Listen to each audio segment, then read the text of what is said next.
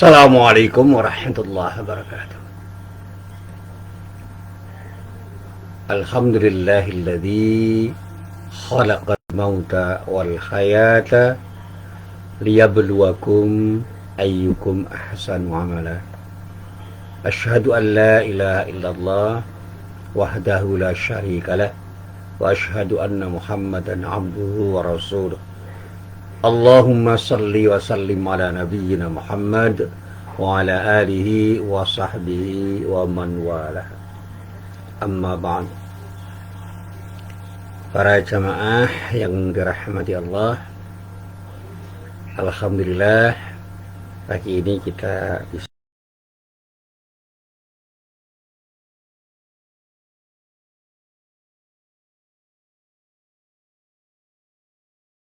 pagi hari ini benar-benar menjadi perjumpaan yang mendapatkan ridho dari Allah Subhanahu wa ta'ala. Amin. Para jamaah yang dirahmati Allah, berkali-kali saya mendapatkan pertanyaan dan sudah berkali-kali saya menjawab pertanyaan itu, tetapi selalu saja ada orang yang bertanya untuk memperjelas jawaban yang pernah saya berikan kepada mereka. Pada saat saya mengkaji tafsir ayat surat Al-Baqarah, salah satu ayat dari surat Al-Baqarah.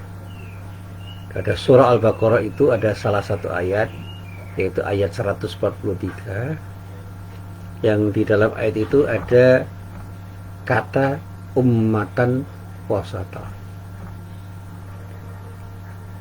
Di dalam ayat itu dikatakan a'udzubillahi minasyaitonirrajim wa kadzalika ja'alnakum ummatan wasata. Demikian itulah kami telah menjadikan dirimu sebagai umat pertengahan. Nah, kata dirimu itu siapa? Dirimu itu umat Islam, orang-orang yang beriman, yang mendapatkan sapaan dari Allah Subhanahu wa ta'ala, dan Allah menyapa dengan kata wa kadzalika ja'alnakum.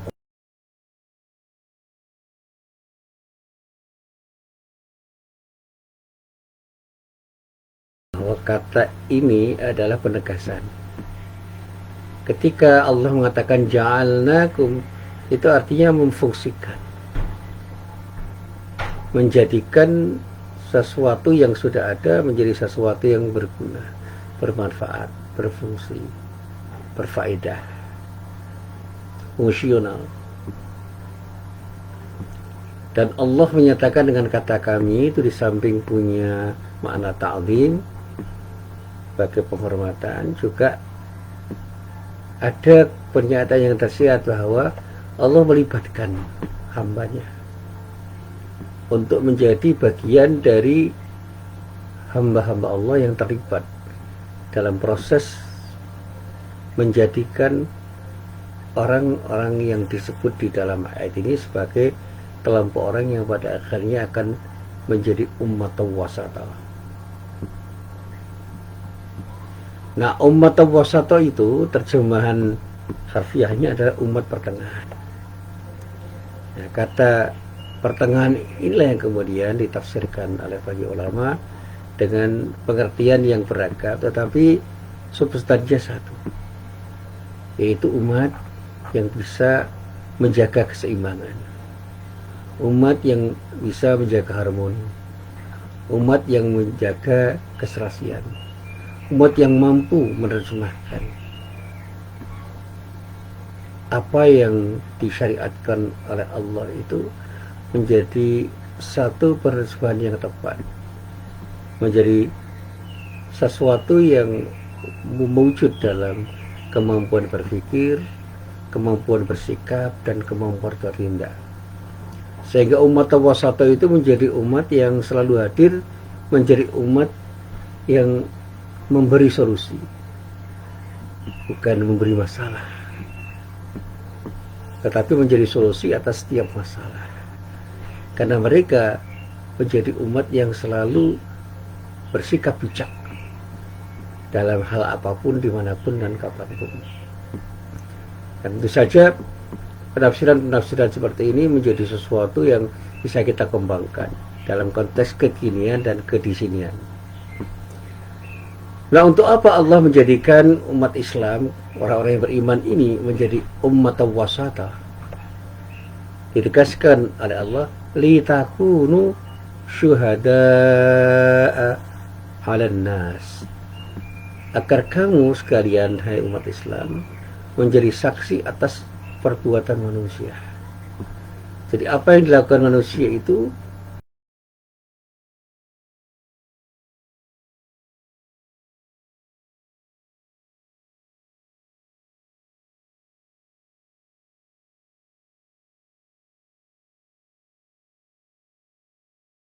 yang terlibat di dalam pergumulan-pergumulan sosial yang terjadi pada masyarakat di mana mereka itu bergaul. Dan keterlibatan mereka itu bukan hanya sekadar terlibat untuk menjadi bagian yang mengalir, tetapi menjadi bagian yang akan melakukan tindakan yang bisa mengubah, bisa menjadi subjek perubahan, menjadi agent of change, menjadi sekelompok orang yang bisa menggerakkan dan mengarahkan orang-orang yang ada di sekitarnya menjadi sekelompok orang yang akan mengarah pada tindakan yang tepat, tindakan yang baik, tindakan yang benar, tindakan yang bijak, tindakan yang bermanfaat. Lalu dinyatakan oleh Allah dengan penegasan lagi, wa yakunar rasulu alaikum syahida. Agar Rasul Nabi Muhammad SAW itu menjadi saksi atas perbuatanmu, dan Rasulullah yang akan menjadi saksi atas perbuatanmu ketika Rasulullah itu mengarahkanmu, memberikan teladan kepadamu, dan memberikan panduan kepadamu untuk melakukan sesuatu yang terbaik dan relasi kemanusiaan yang kamu lakukan ketika kamu berhadapan dan berinteraksi dengan semua orang. Nah, para jamaah yang dirahmati Allah, rangkaian kalimat yang ada di dalam ayat ini sederhana tetapi menunjukkan sesuatu yang luar biasa. Dalam kajian tafsir yang pernah saya baca, kalimat wa kadzalika ja'alnakum ummatan wasatan litakunu syuhada'a 'alan nasi wa yakuna ar-rasulu 'alaikum syahida, itu memberikan sebuah pemahaman kepada kita bahwa kita umat Islam itu bukan umat yang dijadikan begitu saja untuk mengalir menjadi bagian dari masyarakat yang tidak punya peran, tetapi menjadi umat yang harus memerankan diri menjadi umat yang mengarahkan, umat yang bisa memotivasi, umat yang bisa menginspirasi, dan umat yang akan menggerakkan mereka ke arah sesuatu yang terbaik. Jadi kalau peran kita di dalam kalangan manusia itu hanya menjadi follower yang tidak berbuat apa-apa, itu bukan dalam pengertian umat wasata. Kita harus menjadi leader dan sekaligus manager bagi mereka. Bagaimana kita memimpin dan mengarahkan, memanage mereka menjadi kelompok orang yang akan bergerak menjadi kelompok manusia yang di samping bermanfaat untuk dirinya juga bermanfaat orang lain. Bahkan dalam kajian keislaman memberi manfaat duniawi dan ukhrawi. Lalu dikatakan di dalam ayat ini dengan kalimat lanjutan, wa ma ja'alnal qiblata allati kunta 'alaiha illa lina'lama may yattabi'ur rasula mimman yanqalibu 'ala 'aqibai.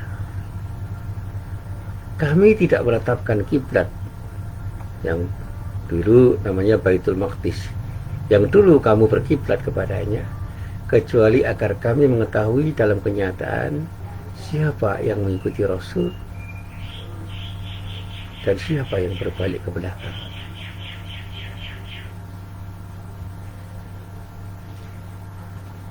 Jadi ketika ditetapkan kiblat pada waktu itu Baitul Maqdis, yang pada saatnya orang-orang Islam berkiblat padanya, itu ditetapkan oleh Allah untuk bisa membuktikan sejauh mana orang-orang itu mengikuti Rasulullah dan siapa orang-orang yang mengingkari dan bahkan memusuhi Rasulullah.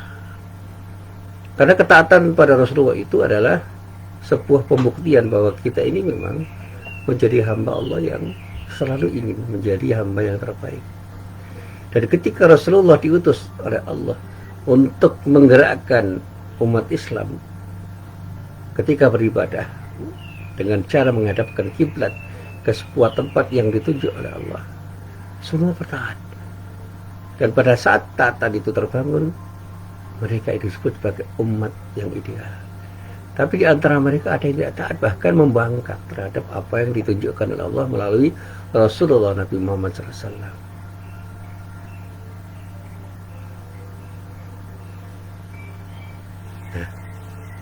waktu Rasulullah itu diminta untuk memindahkan Baitul Maqdis sebagai kiblat itu ke Masjidil Haram, wah, luar biasa.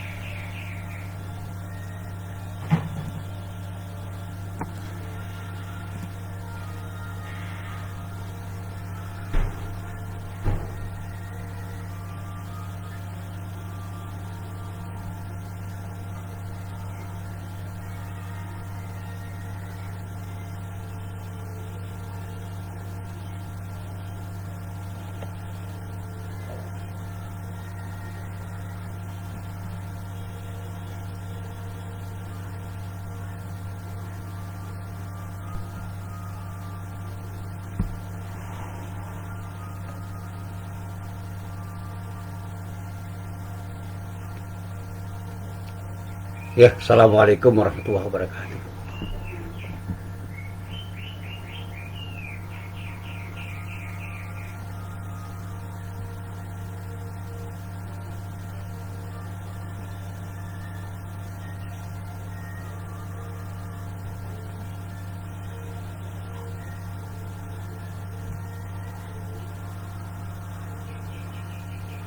Para jamaah yang dirahmati Allah,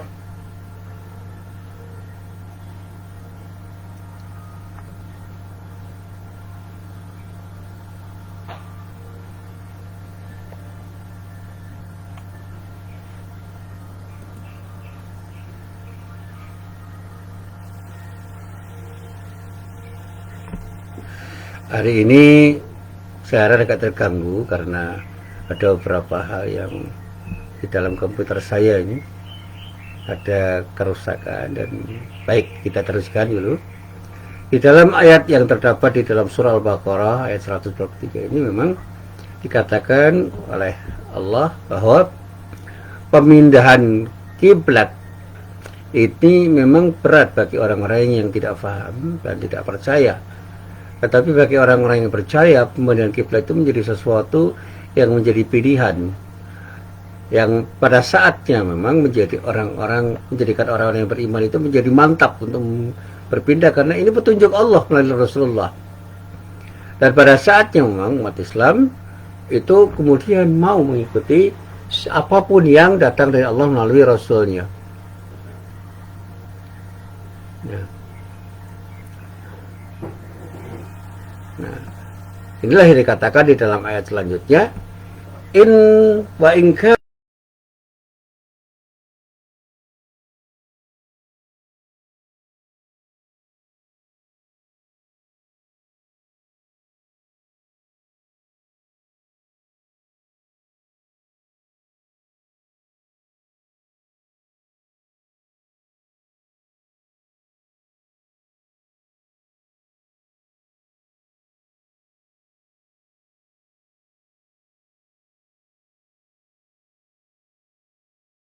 begitu rupa taat kepada Allah dan Rasulnya, tetapi ada sebaliknya umat Islam yang tidak mau taat kepada Allah dan Rasulnya karena bahkan tergoda oleh globalisasi, oleh arus globalisasi, oleh sesuatu yang lebih menggiurkan pada saatnya mengakibatkan mereka itu lebih senang menikmati kehidupan duniawi.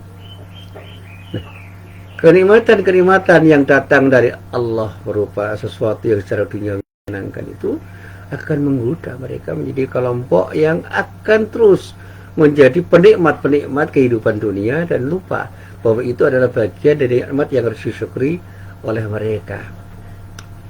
Dan pada saatnya umat pertengahan itu harus hadir untuk mengingatkan mereka.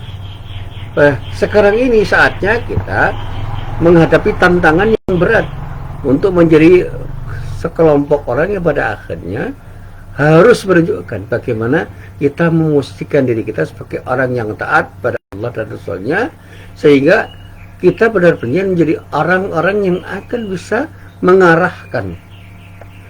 mengarahkan bagaimana orang-orang itu berbuat sesuatu yang terbaik demi sesuatu yang memang harus dilakukan oleh orang ketika membangun ketaatan kepada Allah dan Rasulnya. Dan inilah umat yang disebut ummatan wasata. Kita harus bisa menghadapi gelombang perubahan yang begitu cepat akibat dari kemajuan iptek dan besarnya gelombang globalisasi yang membuat orang itu bisa gamang.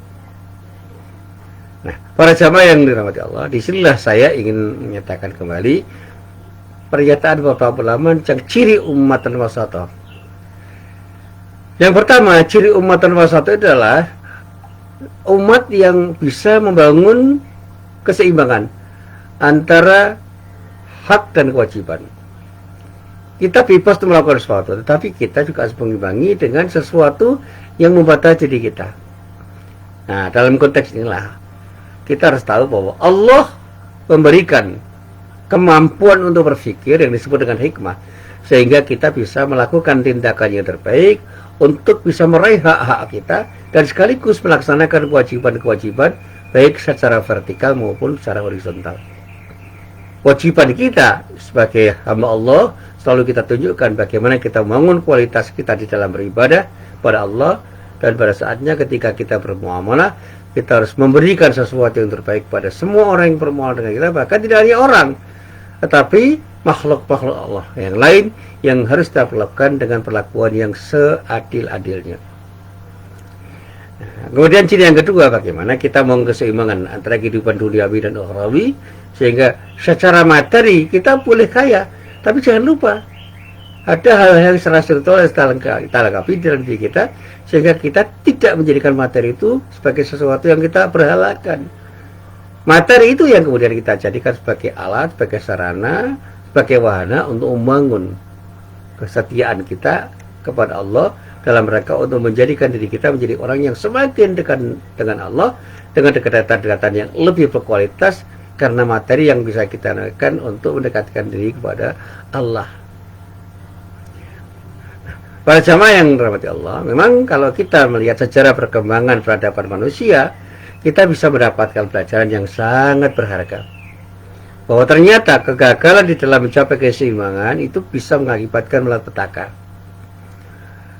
Seringkali manusia-manusia yang telah menggapai kemajuan-kemajuan yang bersifat material itu kemudian menjadi umat yang hancur karena akhlaknya rusak.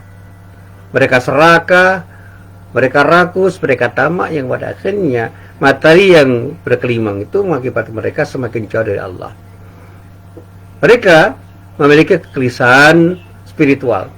Akibatnya kemajuan mereka capai hanya menjadi kemajuan yang semu, karena mereka tidak mampu mendapatkan sesuatu yang terjadi itu untuk mereka gunakan dalam rangka untuk mendekatkan diri mereka kepada Allah. Mereka betul-betul tidak bahagia. Karena apa? Dengan materi yang berkelimang itu justru mereka semakin akan mungkin mendapatkan adab dari Allah Subhanahu wa Ta'ala. Kemudian ciri yang terakhir, ciri yang ketiga adalah bagaimana umatan wasata itu harus menunjukkan keseimbangan yang terwujud pada pentingnya kemampuan akal dan moral mereka. Bagaimana kemampuan akal kita itu kita wujudkan dalam rangka untuk memajukan peradaban, sehingga secara keilmuan kita menjadi orang yang hebat, tetapi secara moral kita juga akan menjadikan kehebatan kita di dalam mengembangkan ilmu dan juga teknologi itu menjadi sesuatu yang bermaslahat. InsyaAllah pada saatnya kita justru akan menjadi orang yang semakin ingin dekat pada Allah dengan kemajuan-kemajuan iptek itu, dan pada saatnya InsyaAllah apapun yang kita lakukan itu akan berdampak pada kebaikan untuk semua orang. Jadi kalau kita ini mengimbangi kemajuan iptek itu dengan moralitas yang baik, InsyaAllah kecerdasan kita secara intelektual itu akan melahirkan kemanfaatan karena Allah ridho, dan pada saat InsyaAllah kita akan jadi hamba-hamba Allah yang selalu mendapatkan ridhonya dan akan terarah menjadi hamba Allah yang akan jadi solusi atas permasalahan yang terjadi, dan pada akhirnya InsyaAllah kita pun akan mendapatkan balasan yang terbaik dari Allah Subhanahu wa Ta'ala. Nah, para jamaah yang dirahmati Allah, inilah yang bisa saya sampaikan apa yang disebut dengan umatan wasata. Jadilah umatan wasata, umat pertengahan yang bisa melahirkan keseimbangan duniawi dan ukhrawi, keseimbangan intelektual dan moral, dan keseimbangan dalam hidup yang akan melahirkan kemanfaatan di dunia wal akhirah. Assalamualaikum warahmatullahi wabarakatuh.